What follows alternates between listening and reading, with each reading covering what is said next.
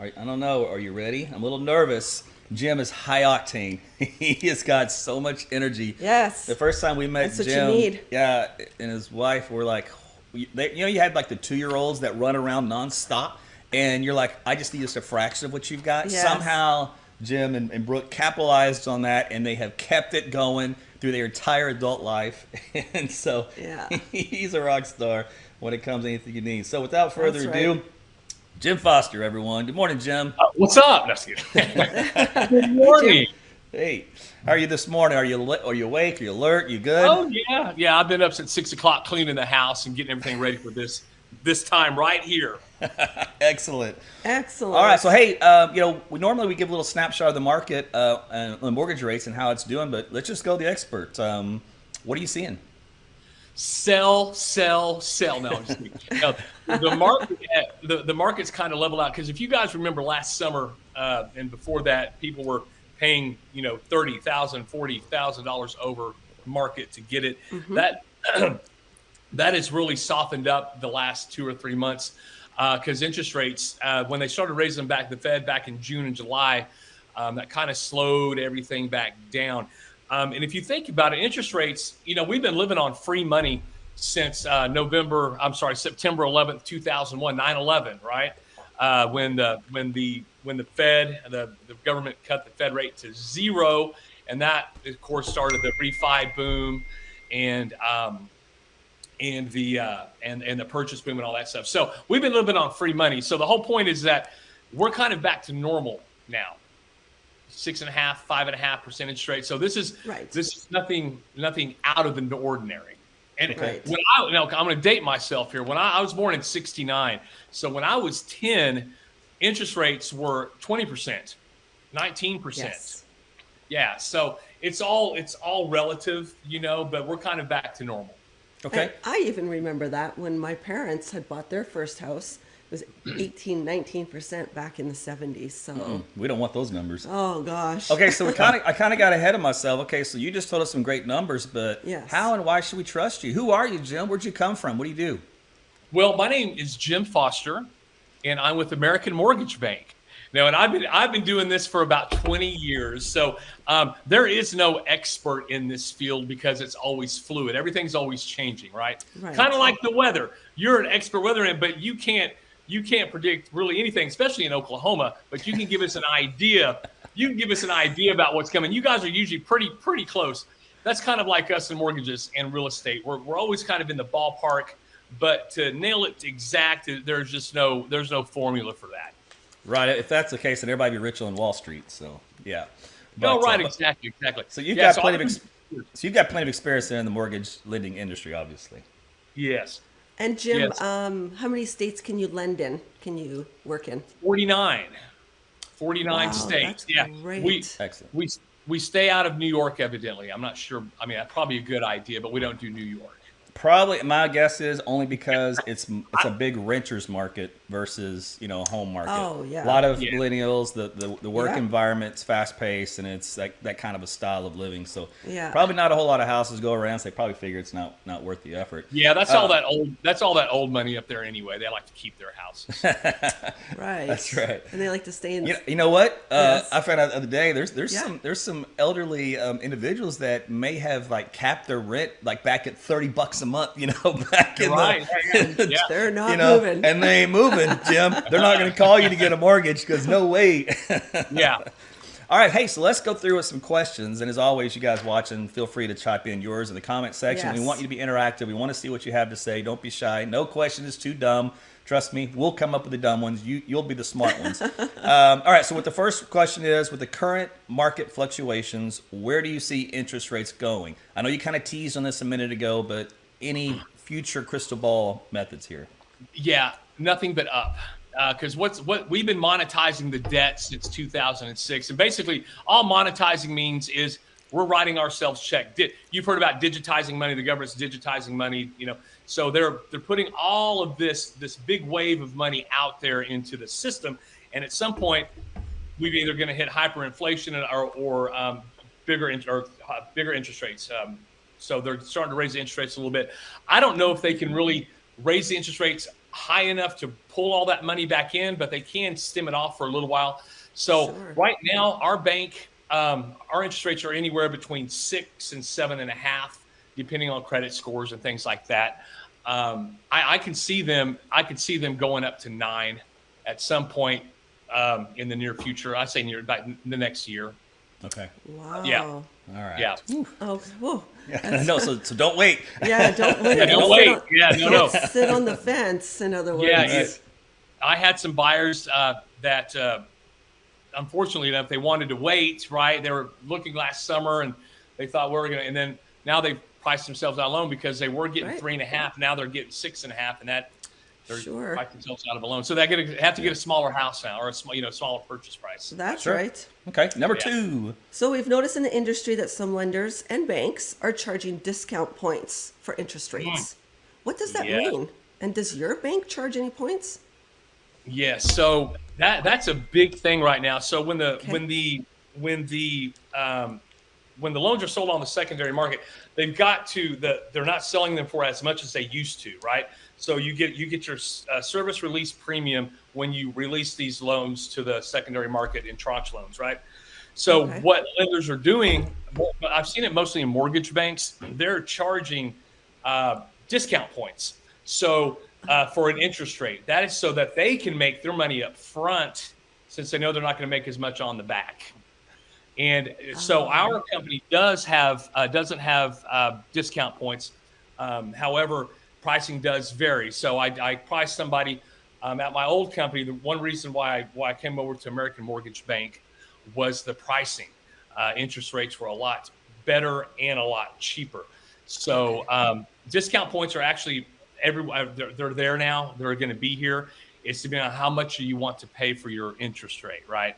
Whereas my bank might be 0, and the one I just left might be 1 point. So that's $100,000. That's $1,000 that client come up with. So you kind of touched on this without actually touching on it. So let's just dive just one more level down.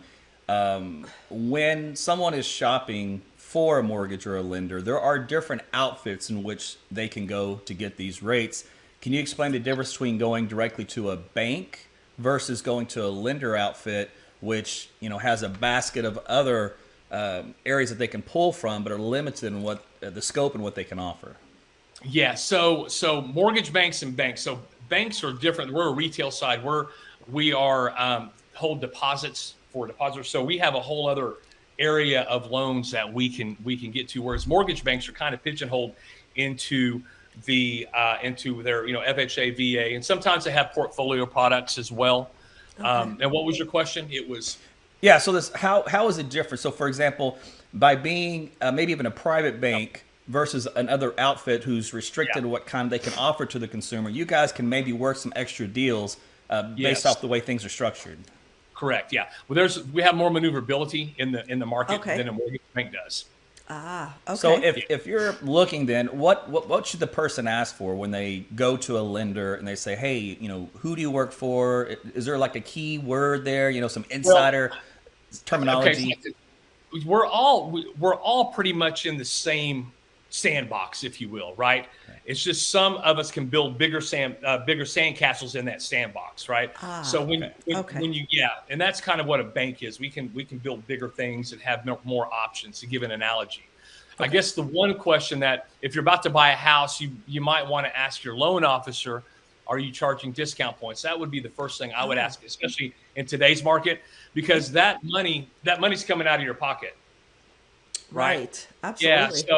So that is something that you need to ask, because it's all about how much do I need to get into this house? Right. And so our bank does offer. Yeah, our bank does offer. We have, which is unheard of on the mortgage lending side, but the bank side, we have credits. We can actually give a credit to a buyer, for closing costs. Oh, nice. Oh, that's there's helpful. There's enough margin there to do that. Okay. So let's tie into that. What kind of loans do you do? Well, we do the whole spectrum. We do VA, FHA, conventional, I-10 loans. The thing about it, the I-10 loan is the Hispanic loan. And the good thing about that one, we can use what's called mattress money for those loans. So meaning if you have cash, and you go put it in the bank, we can count that. It doesn't need to be seasoned. Whereas FHA, VA, they all need to be seasoned in your account for 60 days. But I-10 loans, we can just use what is commonly known as mattress money. Oh, So, yeah, okay. and we have bank statement programs. Our minimum credit score is a 580. Oh, that's good. Yeah. So that would tie into what are their credit requirements then, right? Yeah, well, the credit requirements are going to be your credit score first. Okay. And then, and we all banks and lenders run through the system called DU, Desktop Underwriter, or Okay. LP, Loan Prospector.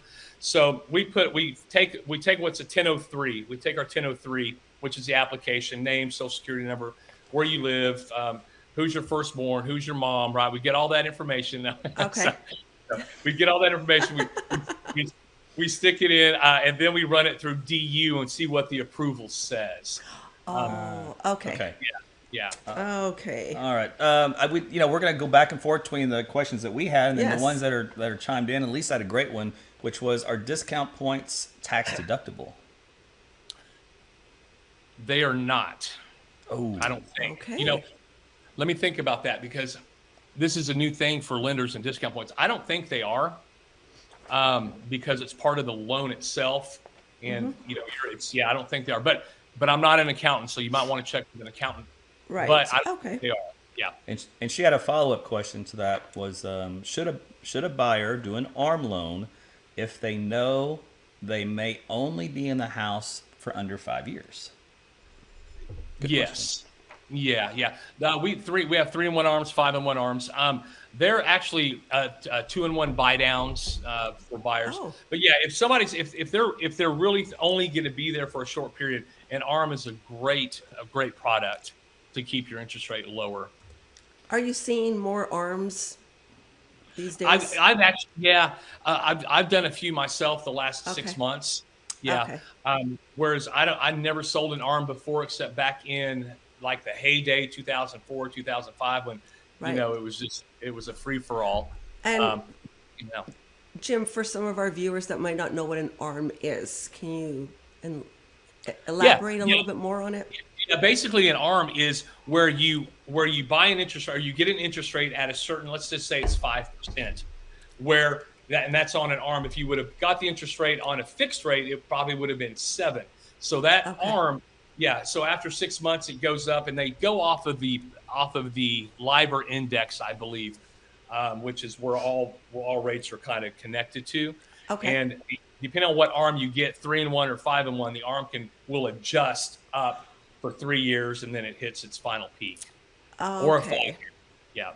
And then you mentioned as an alternative to an ARM was a 2-to-1 buy down. How would you say it? Yeah, 2-in-1 buy down. Yeah, so this is where the buyer of a house, if the seller is very motivated to sell the house, they can give in closing costs, or they can help the buyer buy down their rate. Oh. Yeah. Okay. Yeah, that's actually a new thing that's come out the last 5 months. Okay, and that's been quite popular from what I understand. Okay. Yeah, they can be, especially they I've done 2 myself. Okay. Okay. And Jim, these loans that you're mentioning, you can do where you're located, correct? Yes, everything that I'm talking Excellent. about, we can do. Great. All right, let's go on to credit requirements. Yeah. So Great what kind of, this is the biggest question. Most people are afraid Right. of getting a home, or they think they can't even get in a home because they ain't got no credit, or it's been trashed because of this happened, that happened, my ex, my kids, medical bills, Or whatever. something when they were young. Co-signing for people, right? Yeah, it could be anything. So what's the status on that? Well, the first thing I would say is don't prejudge your credit. I can't tell you in the 20 years I've been doing this how many people I've dozens where I say, hey, just fill out my application. Let me be the doctor. Let me look at the X-ray. Right. Let me tell you what we can do, because we can see things that you maybe not be aware of on your credit, and I can point them out and say, hey, here's what we need to do to get to point A to point B. Great. We actually have a loan. FHA offers a loan where if you have no credit, sometimes no credit score is better than having a credit score. So Really? yeah. So if you come to me, you're right out of college, right? And let's say you've been renting for about a year, and you're going, I want to buy a house, and you have no credit at all. Well, Okay. we have the FHA offers a loan where we can use what are called alternate trade lines, meaning we can use your phone bill, we can use an electric bill, we can use a water bill, we can use like if you're paying on a medical bill, we can use that. That's alternative credit. Add that to your credit report, and now you've got trade lines enough to do an FHA loan. That's cool. I had no Wow, idea that's that was an great. option. No, that's Yeah. great. That answers that question right in the face. Right. Okay, so let's tie into that because the credit is a touchy subject, and usually for a lender, from my understanding, is when someone comes to approach you, probably your first thing you tell them is do not go out and buy anything. So can you elaborate on when people get down to the wire to that process of buying a home, and all of a sudden they say, oh, I see a car over there I've been wanting to buy. Or I need furniture. I need furniture, or there's this big purchase I need. Slow down there. Yeah, what do you say to that? Well, I say read my email down at the bottom. I have the Gym Commandments of buying a home. Oh, I like love that. it. And now the first one is don't co-sign for anybody, or don't buy a car or a van because you may be living in it. Yes, good one. Down by the Yeah. river. Yeah. If you're in the process of buying a house, then you don't want to do anything that's going to negate what your goal is because you Yes. felt you needed to get a car or something like that. I just tell them to slow down. Yeah. Right. Okay, because that process, when they do, so my understanding is they can't hide it. In other words, Right. you guys are going to find out if they've got hidden money somewhere, if they've made a purchase. It all comes out in the end, and that can mess up Yes. the deal. Is that correct? Correct. Yeah. So if they buy something and they didn't disclose it, then that can, we have to re-underwrite the file, and it could just be a big snafu. Big, Yeah. Right. And Big so, nightmare. So in other words, that has the potential of kicking them out of the home Yes. that they were settled on moving into in 2 or 3 weeks, from then. Oh yeah. Yeah. I've seen it happen in my career. Wow. Yeah. Okay. I've unfortunately only, I think, twice in my illustrious 20-year career as a mortgage guy, twice it's happened. Yeah. And Okay. they had to find a smaller house. Okay. Ah, sure. Yeah. At Yeah. least you found an alternative. Yeah. You don't give up on them, right? You just keep working with them. Says, all right, I understand, impulses or something out of Yeah. your control. Let's still work with you, see what we can do. Right. Okay. Yes, yeah. We're always, if you're a good loan officer, you're always trying to find the way through to get at least where we wanted to be. Okay. Yeah. Okay. And then, Jim, tell us a little bit about the underwriting process. Underwriters, well, that's a whole other universe because we don't know who underwriters are. No, I'm just kidding. No, we are. I thought they were just kind of a figment of everybody's imagination. These loans Right. go off to something called an underwriter. Right? Yeah. No, the underwriter. So we of course every bank has underwriters, and an underwriter basically is the one that takes your file. If you're a good loan officer like me, you put together a strong application. You get all the supporting documents, W-2s, pay stubs, any letters of explanation. Because when you look at someone's credit, you can see the history of the last however long they've had credit, and you can see back in 2017 that they were 30 days late on 4 things. So that means something happened back in 2017. What was it? An underwriter might want a letter of explanation on that. But underwriters are there to kind of go through the loan with a fine-tooth comb to make sure it complies with it's compliant with all of the regulations. Okay. All right. So let's jump into what people really want to know and they're concerned about, because everybody all of a sudden, it's nice. The process is slow. They're taking their time. And then out of the blue, it seems like it just ramps up, and then all of a sudden it's go, go, go, go, and then boom, it's closing day. So what is the average closing time during this process when it's time to get serious and they've come to you, they got pre-approved, and now it's time to sign on the dotted line? How's that process finalized? Yeah, so they're signing their contract with you, the realtors, they're the title team, right? They sign the contract, and you have your closing date, right? Typically, all contracts are typically written, unless there's some nuances with the sellers or something. 30-day contracts is what it boils down. Yeah, our average time of closing, I think, is 22 days. But that doesn't take into consideration if you have title issues or appraisal issues, things like that. Yeah. So 30 days is typically is what you want to reach, but I try to get it done faster because especially last summer when houses were just flying off. Right. I was getting 25-day contracts, 20-day contracts to see if we could do it. Wow. What's the soonest you've ever seen it happen? Well, my personal record is 12 days, and that was yeah. But here's the thing: we already had appraisal and title work. It was a rescue loan, so I mean, all the pieces were already there. Now, if we're just talking about a contract that hit my desk, 19, 20 days, we could get it done. Now, I kind of glanced over this. Sometimes you put the cart before the horse. The quote pre-approval process. Is that a smart thing to do, to go to a lender and go, hey, I think I want to buy this. I think I can't afford this, but I'm not sure. So maybe I should go and get pre-approved. Yeah. Well, yeah. If you're looking for it's kind of funny. The market had shifted in 2002, 2003 with respect to before 2002 and 2003. Buyers would go to the bank first to get an approval, then go find the realtor. Well, the market got flooded because of the refi boom and all that stuff. So it kind of turned around where buyers were just going to houses, talking to realtors first, then circling back to us to get the approval.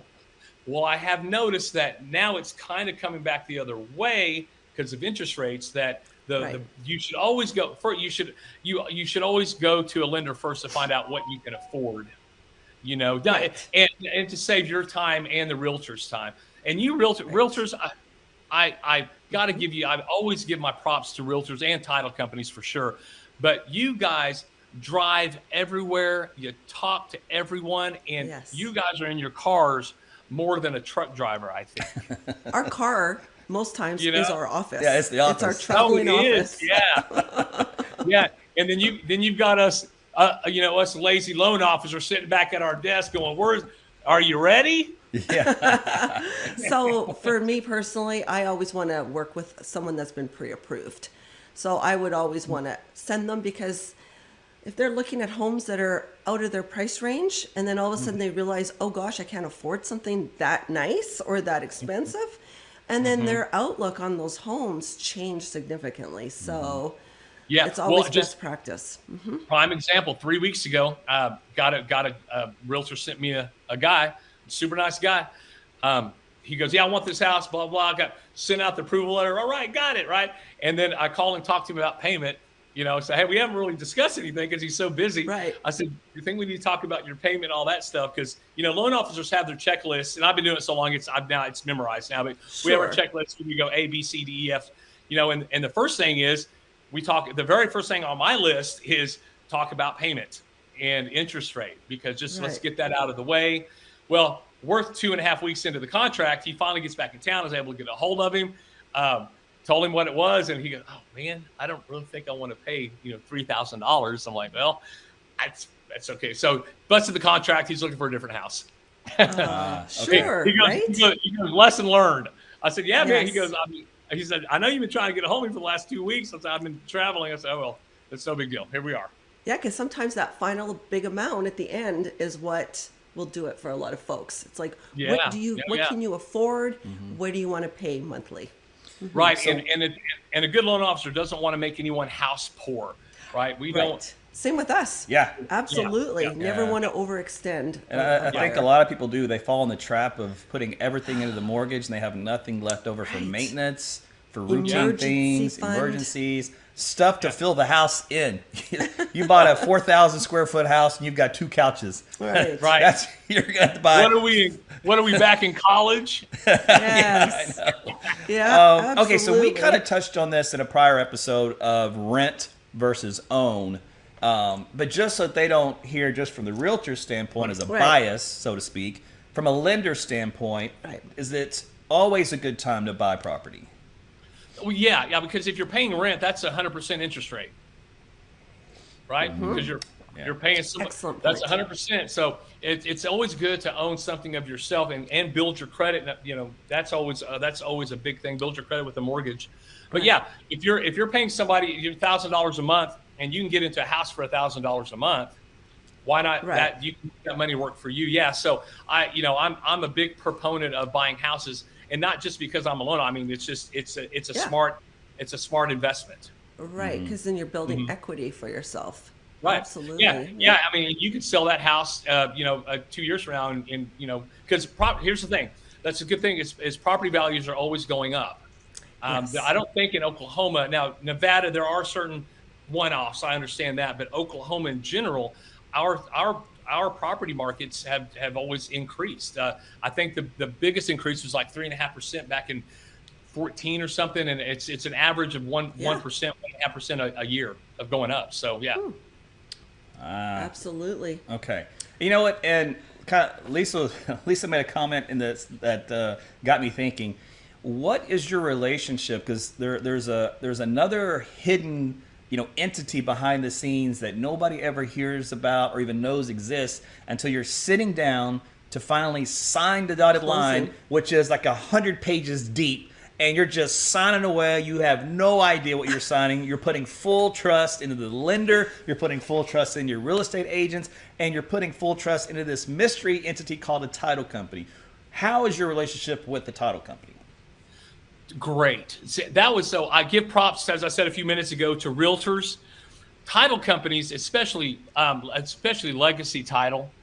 These ladies that work there, and gentlemen, imagine this. Imagine being at a desk and you're getting phone calls every day from loan officers, from realtors, from builders, from inspectors, from everybody calling, and half of them are hey, what's going on? Blah, there's something going on in their life, or something didn't go right. They're always smiling. I can't tell you. It blows my mind. It really does. I've been doing this 20 years. That the crews, and especially at Legacy, are at title companies. They're, for the most part, you walk in, they switch it on. They're smiling. Yeah. Yes. So our relationship, as far as lenders go with title companies, it's totally up to the realtors. They choose their closers. Yeah, they choose their closers and place where they want to close. Okay. And then, so the working relationship you guys have, the title company depends on you, and you depend on the title company. So the two of you can't exist without the other. Is that correct? Correct. It's a symbiotic relationship. And exactly right. Yeah. And especially in Oklahoma, because we're an abstract state, Yes. so they do a lot. They do a lot of work. Okay. And we'll discuss more about title companies in a future insider interview series, because we want to provide value and education in all aspects of owning a home, buying a home, going through that process, maintaining a home. So all of our preferred partners, we want to give them a platform to say, hey, this is what you need to know. Right. That's going to make your life so much easier. Absolutely. Right. So in the end, it's best practice for real estate agents to team up with a lender, correct? Yeah. Yes. Every realtor should have a lender that they can go to, a preferred lender. Of course, I would like to be your preferred lender, but you don't necessarily need it. But it's good to get that relationship with somebody that you can call and ask questions, and because there's that lending changes every day. It seems like because we have to do our CE classes, continuing ed. There's rule. I mean, it's like a never-ending wave that keeps hitting the beach. Sure. There's storms and stuff, So they're hammering down on us with regulations and stuff, but we keep up with it. So as we kind of start to wrap up our interview here, unless you guys have any questions, make sure you put them down in the comment section here real quick, and we'll address them. But one of the final questions I have for you at this point is red flags. In this industry, I hate to say it, but there is some unethical behavior. And it's unfortunate, but everyone's human, right? And they have their weaknesses that stem out of something out of clear blue air. They were great, now they're not so great. What are the red flags you look for when you're dealing with the lender that says, "Oh, I better stay away from this company or this lender himself and go to someone else," or et cetera? Is there anything they should watch out for? Yeah, well, I guess one of the things was if they don't answer the phone. Right. Okay. Communication is kind of my is kind of my litmus test with anyone in the industry, really, but especially lenders, because they've already got your social, they've got your DNA. I mean, they got everything already. They got your bank accounts, right? Yeah. Sure. So communication would be the apex for me, the litmus test. Okay. And then you said kind of a secondary one earlier in this interview was to maybe shop around if they come right at you about buying points. Is that what the? Yes. Something about that. Correct. Yeah, the discount points. Yeah, Discount points. you'll want to take a look at your fees worksheet. The old days, it used to be a good faith estimate, but they're called fees worksheets. Loan closing disclosure. Ask if you're charging any points, and that can be from on a $100,000 house, it's 1 point's $1,000. So you do the math from there, and if they are, then you might want to call around. Okay. And then Jim, Carol says everybody's looking good this morning. Oh, thank you, Carol. So Carol's a fan of Jim Foster. We love Carol here. Yes. So Brooks says hello. Oh yeah, Brooke. Aww. Yeah. Yes. We love Brooks. Great. Let's see. You guys, any other questions from you, Jody? No. Anything else from you, Jim, as far as any parting advice or information? How can people reach you, Jim? Yeah, let's go with that. I'm available on Facebook. My phone number is Facebook. I'm at American Mortgage Bank. You can reach out to me anytime. I always answer my phone. I'm always communicating with my realtors and my buyers or their buyers. Okay. Yeah. All right. Excellent. And we do have his information on our website Yes. as well, teamtuttlerealty.com. You can just go there anytime, and not only can you search for a home, you can see what the Joneses home next door is worth. Give you an idea what yours is as well, what they're sold for recently. Yeah. If you saw somebody just move in the neighborhood. And Jim's information is on there, his email, his phone number. You can get the information that way. And of course, here. And you can also get pre-approved. Yeah. Oh, yeah. There is a process there to get pre-approved. You can start the process. You can figure out exactly what you can afford, and then you can budget accordingly. So as we talked about earlier, you don't stress yourself too much. That's right, and it goes right to go in knowing what you can get, right? And I've got a motto. I've been living by this motto for years. You work, I work. Yes. Love that motto. I do a lot of relocations, people that are coming from out of state, and like New York, California, and so they're on different hours. So yeah. Oh, that's true, because 49 states. 49 states. That's right. Boy, Jim, do you sleep? States. Yeah. Do you sleep at all? Right.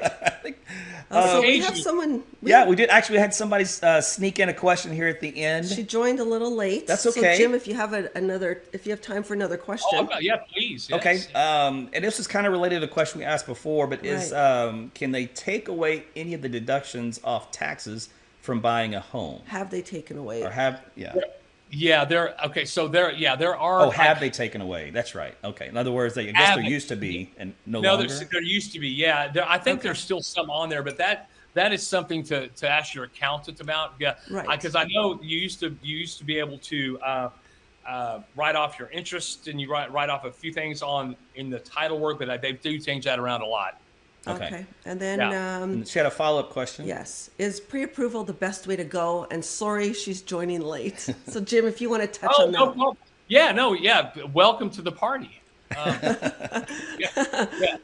Your pre-approvals. Yeah, get a pre-approval for you or your clients or whomever it is. It's always best to know what they can afford, right? And especially for the realtors out there. I've got a few realtors in my pipeline that use me quite often, and they don't do anything without a pre-approval, right? At all. Yeah. Okay. And we're one of them. Yeah. And you're one. Yeah. It's one of those things where you don't. It's not that you don't want to that person's business, of course, but it's like, hey, I really, you're up here with what you want to buy, and you might be kind of in the middle. So let's go ahead and find out what it is and get you going that way. So Jim, for the pre-approval process, this made me think you're pulling credit at that time, right? You're not just manually running numbers saying, okay, based on what you've told me, you can go out and afford this, and then you're pulling credit. So yeah. So when I'm sending a buyer, I will text them my app location, and then they will get in and fill it out. It takes about 10 minutes. I'll Okay. get the notification. I'll go in, pull their credit, put all the numbers together, look at, Okay. then I'll give them a call to go over income, make sure their income is what they put. And then we back it out from there and say, okay, here's your price point. Perfect. Okay. Now, Good. and I'm glad you said that because she did. And this will be the final question. Then we're gonna let you go. And this bothers people. No, my It's- wife's just going to make me clean anyway, so I like to stay here. So in other words, let's go to Stay with OT. you. It's overtime. I want to stay with you. So the credit deal, that's a touchy subject when people are afraid to have their credit pulled because usually take a hit on their credit score that they work so hard to build up. Can you Right. explain the difference, how you approach that with a soft credit versus a hard credit pull in this entire process? Is there two versions? Is it always just a hard or is it a soft? How does that work? Yeah, so with the loan officer, it's always going to be a hard pull. Now, I know that Obama back in 12 or 13 passed some bill where it's not supposed to adversely hurt your score when you pull. Because I get that question a lot, guys. Man, I just had my credit pulled, right? So there was some law that was enacted that it shouldn't do that. So if say I have to pull you got it pulled twice by a couple of banks, and then I pull it. Right. The most I've seen an adverse effect on a score is 1 point at the most, because we're lenders, we're banks, we're allowed to look at credit. Now, Right. I do know the reason why they brought that law into effect was because car lots. I don't know if you ever went and looked for a car, but by the end of the day, you got 40 pulls on your credit, and this is a big thing that was happening in the 2000s, in the 1990s, where they'd have a 700 score. By the end of the day, it was a 550 because of all the credit pulls. So they have fixed that now. So there's really not any adverse effects, or shouldn't be, with your credit score. So don't be afraid to get your credit pulled. And if you pull it within, I think it's 48 hours or 24 hours, it should have no effect whatsoever. Now the Okay. soft, Okay. yeah. Now And the then, soft. Go ahead. Real quick before you get to the soft part, since that is a hard pull, is there a time window in which they need to complete the whole mortgage house hunting process before Yes. it has to Well, get pulled again, and then you get another hit? Pre-approvals, yes, they're good for 90 days. 90 days. Okay. So 90 okay. days. once you commit, you've got 90 days to get it done. Yes. Okay. Correct. After that 90 days, Okay. then we have to re-pull the hard pull. Okay. So what's the soft pull that you mentioned? Soft pull happens on the underwriting side at closing. So typically, what a soft pull is the underwriters will pull what's called, they won't pull. They're going to find out if you have any new trade lines, like that car you shouldn't have bought, or that Right. trailer, right, or that furniture. They're going to do a soft pull to see if you have any new trade lines. Okay. Ah, Very okay. good.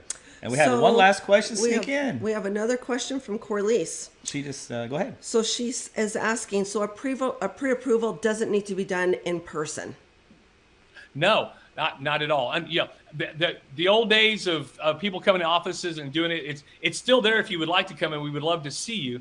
But Right. we know, especially today, everybody's connected, by these computers. So Right. I have a mobile app that I'll send you, fill it out, okay. and we never have to meet. Yeah. Okay. Wow, that's But great. trust me, Except you want to once meet a day. Jim just so you can cipher No, off some energy. Oh yeah. Yes, yeah. But All right. I do go to all my closings, so I will Yes, see you at the I closing was table. just going to mention that. That's true. Yes. The big smile on his face going, you've got your home. Yes. You did Yes, it right. right. You, Oh. you got pre-approved. You didn't buy anything. You got the Yeah. contract done. We made it through the gauntlet. We're there. That's We made it. right. Oh my gosh. All right, Well, Jim. this has been Hey, great. yeah, this has been great information. This is the kind of stuff you just don't get anywhere. So I appreciate you taking the time with us Yeah, this thank morning you. to discuss Yeah, no, this and thank answer you all for the the questions. invite. And thanks Yeah. for all the questions that were posed to us. Yeah. Oh yeah. Anytime. You Yeah, guys. Jennifer, Lisa. Yeah. So yeah, thank you guys for tuning in on the comment section. Again, for Jim for joining us. Again, we'll have another episode next week. So we're going to keep peppering in the insider interviews, so that way you can learn more from the experts in the field. And then, of course, we'll always give you the update on the market analysis for our region of the country. Yes. And also interest rates and that kind of stuff. So thanks again for joining us. Always, the number's on the screen. Yes, absolutely.